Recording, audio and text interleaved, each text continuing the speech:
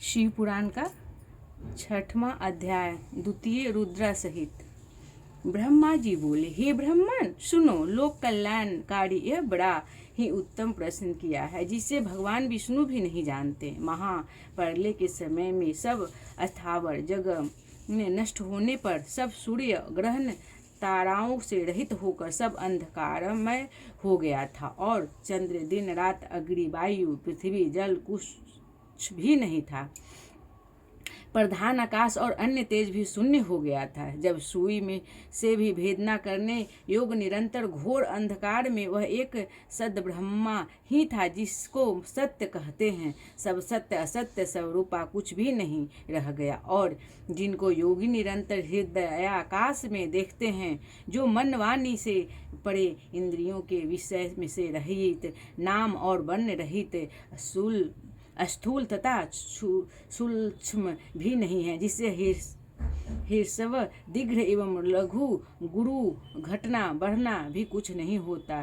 श्रुति भी जिसकी सत्ता को चकित होकर कहती है, वह सत्य ज्ञान और अनंत स्वरूप तथा परमानंद परम पुरुष हैं, जो ज्ञानीमय और शोभायुक्त हैं, जो अमूर्त परतवम हैं, वही सदाशिव की मूर्ति हैं। इसी को पंडित अर्वाचित और पराचित ईश्वर की मूर्ति कहते हैं। इससे अपने शरीर में स्वच्छंद शरीर वाली, कभी नाश न होने वाली शक्ति प्रकट की। वह प्रधान प्रकृति, वही गुणवती माया और वही विकार से रहित बुद्धि तत्व जननी माता कहलाती हैं। वही शक्ति अंबिका प्रकृति संपूर्ण लोकों को ईश्वरी त्रिदेवों की माता नित्य और मूल कारण कही गई, जिसकी 8 भुजाएं हैं और जो विचित्र मुख वाली तथा शोभा हैं, अचित तेज में युक्त, सबको उत्पन्न करने वाली अकेली ही वह माया संयोग से अकेले प्रकट की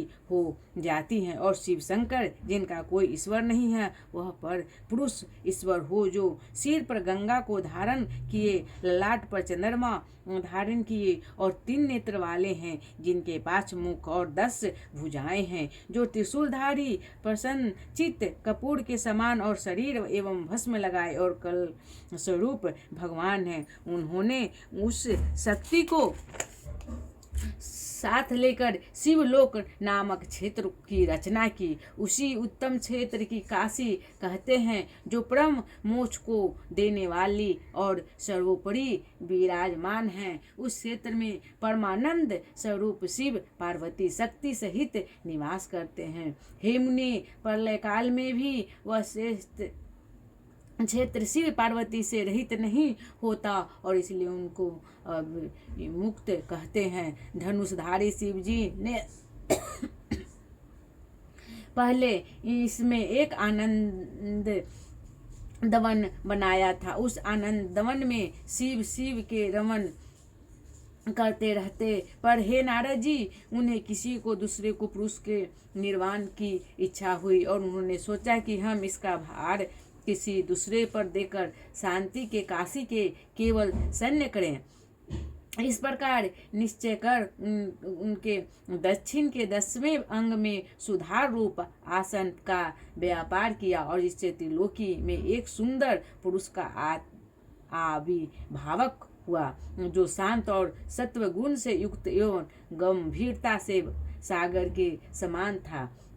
तब उस अजय पुरुष ने प्रकट होकर परमेश्वर शंभु को प्रणाम कर कहा, हे स्वामी, मेरा नाम कहकर मेरे कर्मों को भी तो कहिए। यह सुनकर प्रभु शिव जी हंसकर बोले कि स्वतंत्र व्यापक होने से जगत में तुम्हारा विष्णु नाम प्रसिद्ध होगा, तब भक्तों को सुख देने वाले तुम्हारे और भी बहुत से नाम होंगे। तुम परम कार्य साधन के लिए धीर्य से तप करो। ऐसा कहकर शंकर जी ने अपने आश्रय मार्ग से वेदों को दिए।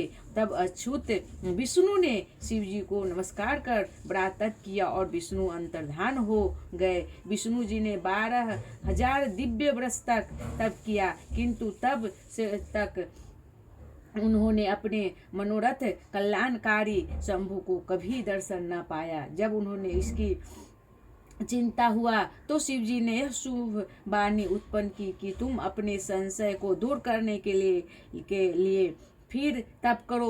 विष्णु जी ने फिर बहुत दिन तक घोर तप किया। तब शिव जी की माया से विष्णु को शरीर से अनेक प्रकार की जलाधाराएं निकली और वह सब जल शून्य में व्याप्त होकर फिर ब्रह्म रूप हो गए, जिससे स्पर्श से पाप नाश होते हैं। फिर तो वह पुरुष विष्णु थक कर प्रसन्नता से बहुत काल तक मोहित हुए और स्वयं ही उस जल पर सो गए। उसी समय उनका शुद्ध समय मत नारायण नाम भी हुआ और प्रकृति पुरुष के बिना उस समय कुछ भी नहीं था। उसी समय में उन महात्मा से सब तत्वों को उत्पत्ति हुई, फिर उनका विस्तार हुआ। पहले प्रकृति से महान और महान से 3 गुण उत्पन्न हुए, फिर उसने 3 गुण और वेदन वाला अहंकार उत्पन्न हुए।